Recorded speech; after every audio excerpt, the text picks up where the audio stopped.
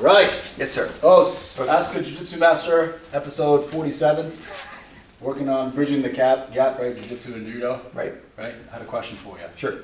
Juji Defense. Mm-hmm. All right? A lot of the times, I'll show you the way I like to set up my Juji. Yep. Right? Right versus right, extreme right. Mm-hmm. I go side, and then the person sort of clears the arm to the overhand side. Right. Okay, so now when you drop to your knees, right, there's a turn in your spine here. Okay, Yep. which makes accessing this arm a lot easy. Mm-hmm. Because if you go belly down and you're tight, it's very difficult to get. Right. Okay, so now this is the timing I go through. You probably put your arm very close to your body. I go here, knee, I sit, I put you up so there's no momentum, and now I'm in this Juji position. Yeah. Right? And classically Judo, most people will threaten this dilemma. Going here, Yep. Osai me pin, you go nuts, I finish Juji. Yeah. Right? So what are some of your Jiu-Jitsu solutions to that? Yeah. So starting conceptually, right? In Jiu-Jitsu, we are usually big fans of not only defending the attack, but defending and escaping, or defending and escaping into a better position. Okay, so that's kind of the starting concept for a lot of modern Jiu-Jitsu work, right? Yeah. So now that said, you always have to start by defending, because I can't do anything about trying to come up on top or pinning you until I deal with the problem at hand. And in this case, it's the arm lock. Yeah. So when we're here, a lot of times it transitions from standing down to the ground. My arms will get extended because I'm either resisting the throw, or I don't want to get turned over, or I don't want to get pinned. Yeah. So in the case of the arm lock here, I always have to remember I want to lock my hands first. So this is the first thing you're always going to do. So there are a few ways to lock your hands, and you'll see all of them at high levels. One of them is palm to palm or 10-finger grip. So this has some advantages and disadvantages. You can see that my arms are really wide, so there's a lot of space for you on the top to feed your legs through and start to separate my arms. My elbows are wide. Okay. Another method is to have my arms a little closer together, maybe I'm grabbing elbow to elbow. You see this too sometimes. And then the tightest grip of all is a figure four grip, where we lock our arms like so, and I fold the arm that's being attacked into the bicep of the other arm, and then I hold the top of the hold over your quad here. All right, so this is really tight. This is going to be really good at preventing you from extending. So if I feel like I'm at risk that you're going to extend the arm, I might not want to take this grip if my plan is just to hold on, which is not a great plan. But if that's my plan, I'm not going to use a grip like this one. I'll hold on tight, right? And in Jiu-Jitsu, you see a lot of this because guys want to come up and start to transition. But this grip is actually very effective. It's super effective at separating your feet. So that's the first thing that we're going to look at after we lock our hands. We're going to take our body offline. When we're in the Juji, remember that the Juji Gatami, just the Japanese name, right, includes the word pin. Yeah. So I'm being pinned here. For this pin to be effective, we want to be at a 90-degree angle. So you want to be... Juji means cross. That's cross, yes. Yeah, cross, yes. So here we are. So we're at this cross position.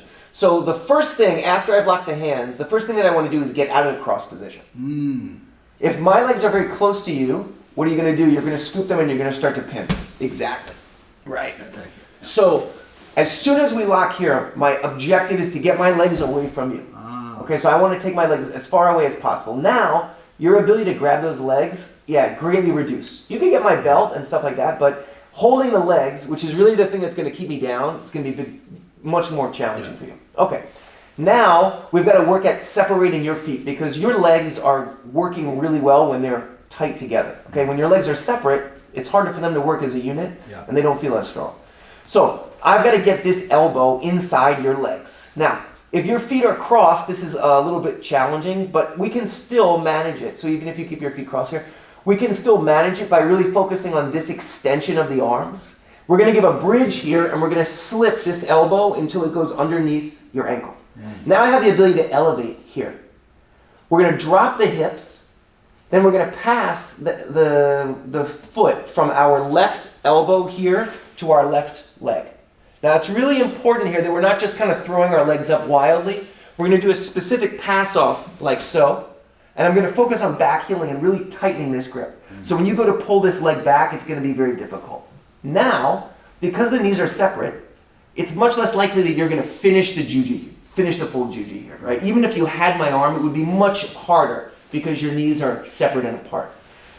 So that gives us a little bit of confidence. We're going to turn in, and now we're going to try to slip this elbow, okay? Even if you're holding tight here, keeping my elbow in, I can unlock my arms and slip, okay? Now we're going to take the top leg over the top, and we're going to, just rotate please, Simon. Yes. We're going to take our top leg over the knee, and we're going to reinforce the separation. I want my body to be in between your knees, so I'm going to reinforce that by putting this leg over here.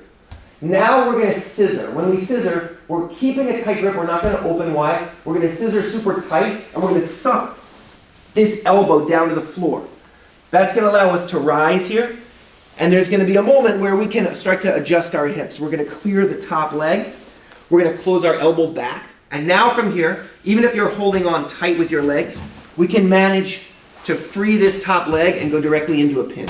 And now if we chose to stay in the top and pin, for judo purposes, we could stay there. If we wanted to then go on attacks, we could do that also. So that's kind of like an in-depth look, but that's the idea. You want to start to get out of the position as soon as you can by misaligning and you know, taking apart the system that is holding it together. Yeah, that's really good because in most international judo competitions, right, that's the dilemma that immediately people go for. Juji, and you can sit there working on Juji forever. Right, but they almost immediately transitions to the pin if they have access to the legs. Go for the pin, and when they people bridge, they go for the Juji. So by taking your legs away, immediately takes away the fork, right? One piece of the fork, and now you can kind of go into this defense mode. Exactly. Right, and then you're defending into a position where it's actually good for passing for judo specifically because it prevents the turnout. Exactly. This over-under situation. Exactly. Yeah. You're in a position where you're controlling one of the legs on the bottom. You're not in a free position where the guy on the bottom has legs totally open.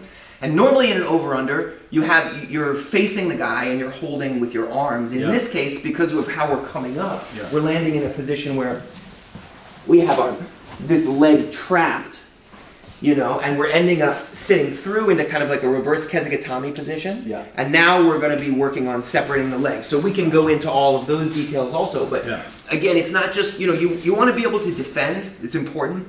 But also escaping into a top position is such a huge advantage. If you take someone who is just good at defending and you take someone else who's good at defending and escaping, the person who's good at defending and escaping and getting into a better position is always going to have an advantage. It's interesting. All right, so check out Brian's channel. It's amazing. It's on YouTube. I'm going to link it down below. And then we're going to do a Bridging the Gap video series soon. So please be on the lookout for that.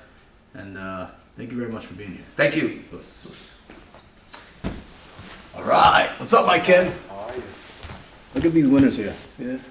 They look like nice guys. They're all good people. Don't be fooled.